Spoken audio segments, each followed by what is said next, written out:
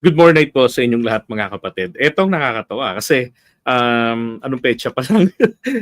Abay, meron akong naglalabasan no, na survey sino ang pinakamaingay sa 2028 national election. Yan. So sino ba yung mga magbabakbakan ayon sa survey?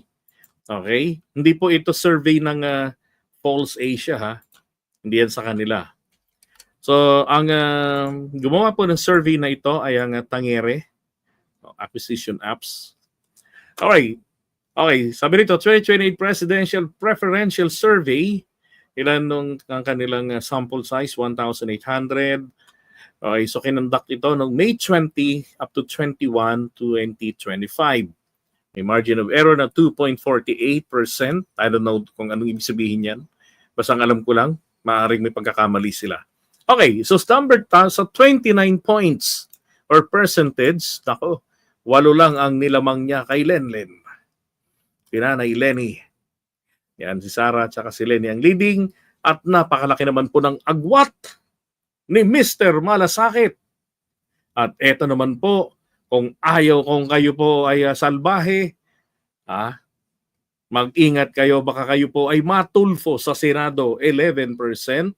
At si Andy ay 11% din. Nako. Mukhang tangilin si Rap dito sa 2028. Diba? So talagang magbabakbakan dito. At palagay ko naman po, ako sinasabi ko na sa inyo, kung walang mapapatakbo ang gobyerno natin na gusto ko na kandidato, kay Lenlen na ako. Diba? Masubukan naman natin. Total, wala namang issue ng corruption si Lenlen.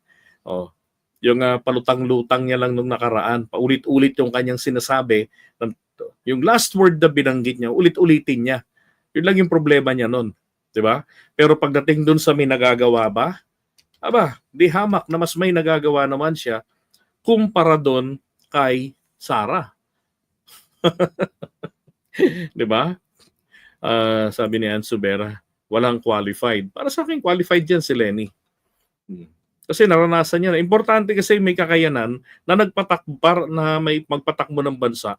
At least na subukan ng isang termino man lamang ang pagpapatakbo sa isang LGU. 'Di ba? Alam yung executive jobs. Hindi yung executive job na white collar job, tambay sa opisina gaya ng akala ng iba na pag CEO ka petics lang, sumasahod ng malaki. Hindi ganoon, 'di ba? Pag hindi tumakbo si Gibo, kay Lenny ako. Hindi ko pwedeng i-take si Sarah Mariosep. Alam ko ng engot, ipupush ko pa yan. 'Di ba? Kahit nalakihan pa yung offer, kahit gawin pang doble. Kahit gawin pang 130, ayoko. Ay, 150, gawin pang 300, ayoko. Kay Lenlen ako, okay na ako sa kinikita ko sa pagbablog. And then, tignan naman po natin, Martin Romualdez, 6%. Yan. Tapos, Chis Escudero.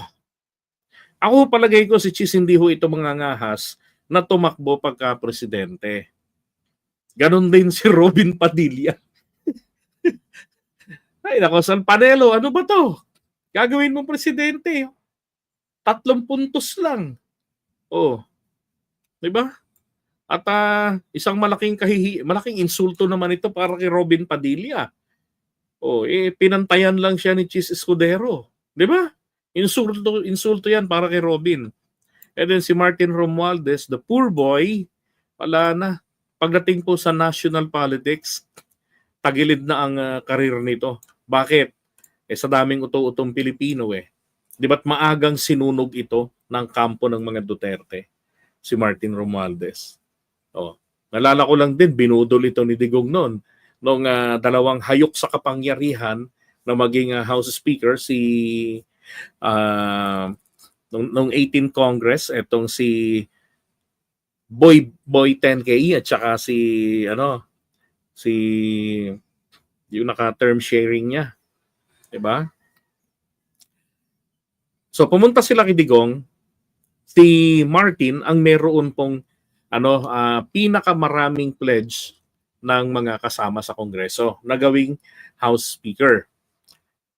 So etong si Cayetano, the Boy 10K, ay ang bitbit ay pagkatalo sa pagka-Vice President at nagpipilit na maging House Speaker.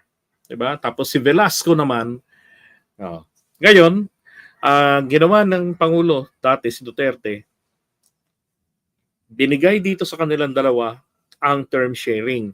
At kay Martin Romualdez ay pinangakuan, ang sabi ni Digong nga sa kanya, ay according to Duterte rin ang sabi nga niya, ay sabi niya kay Martin, wag ka na ikaw ang may bilang dito.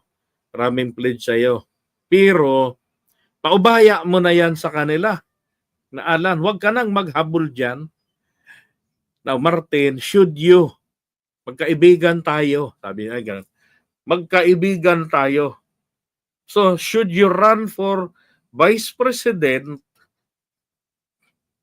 you will have my support.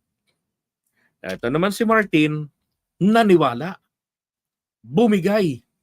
At ito na. Ang naging House Speaker ay si Boy 10K, si Cayetano. Nung time na ipapasa niya na ang corona kay Velasco, itinakbo ni Boy 10K ang corona at hinostage pa ang national budget.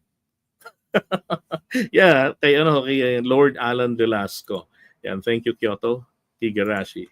'Di ba? So ganun 'yung nangyari noon. So nung panahon na ni PBBM, iniisip nila na tatakbo si Martin pampanguluhan. Kaya pati yung People's Initiative, inisip rin nilang politika yan para maging Prime Minister si Martin. Sabi ko nga, meron ba siya sinabi na gusto niya maging Prime Minister? O praning lang kayo talaga? Okay, so far yan po yung sa presidente at tingnan naman natin yung pagka-vice presidente. Eto naman.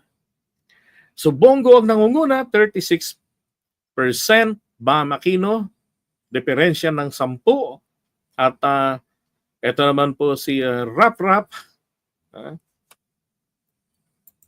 Dito si Rap Rap din, 11%. So magbibisi si Rap Rap, 11% pa rin. Tapos si Riza Baby, and then Cheese Escudero. Cheese Escudero, posible talaga magbisi uli yan. And then Erwin Tulfo, Robin Padilla kung magbibisi, nako po 3% lang. So gising ang mga Pilipino. Ayaw na namin sa ta-artist. Si Andy, 6%. At ang tropa ni Andy, si Sina Others, ay 4%. Again, the survey po ay kinonduct noong May 20, 2021. At ang nag-conduct po nito ay ang Tangere.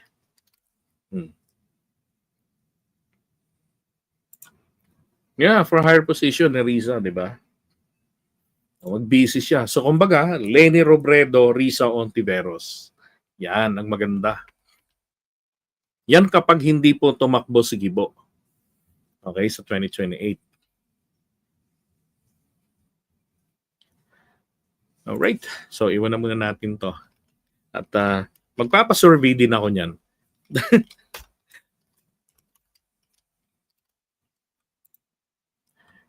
Riza PBBM, pwede rin. Ang tanong,